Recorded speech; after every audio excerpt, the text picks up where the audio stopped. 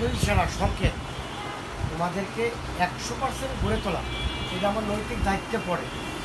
তো আমি আস্তে করে তোমাদের মারি নাই, তাই মিয়া মারি নাই, তোমাদের কঠোর আচরণও করি নাই। এই ভালোটুকু নিতে তোমাদের সমস্যা, যদি যদি মনে করো যে সমস্যা না, তাহলে আমি আমার এই কথা বলা মানে কি আমার আঘাত, আমার লাগে কেন লাগে? স্যার ওরা আমার সহকর্মী, ওদের ভুল তো আমার চোখে বাধা উচিত আগে, আপনাদের আগে। আপনাদের আপনাদের বিবেকে বাঁধতে আমি ফলো করতে পারি না, দুঃখিত আমি। তার দ্বিতীয়বার আমার কাছে এরকম কিছু না আসুক, মনে রাখা সম্ভব না। তাই তুমি কাস্টমার দেখো, মনে রাখা সম্ভব কিনা? যদি সম্ভব হয় একজনকে বললে সবাই কানে যাওয়া উচিত, করে করে সবাই জোর দেবা। ওর মাস্টারও 2 দিন মাস্টার মানে কি, ওর দেখবাতে পর্যায়ে ছিল কিনা ভালো বুঝে কত, ঠিক আছে? আর রাগ আর অভিমান রাখা যাবে না। সেলস মানে কি, সবাই আপন।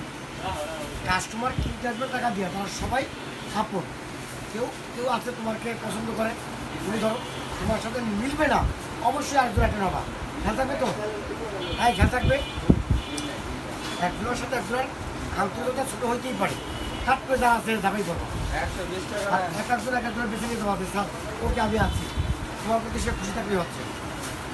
এই এই দায়িত্বগুলি যেন আমার আড়ালে, আজকে একদিন বলছি, কতক্ষণ মনে রাখতে পারো। যেদিন ভুল আসবে ওদের মনে কোনো স্মরণ নাই, যে সৃষ্টিকর্তা আমাদের দুনিয়া পাঠাইছে তারা ভুলে দেওয়া যাবে।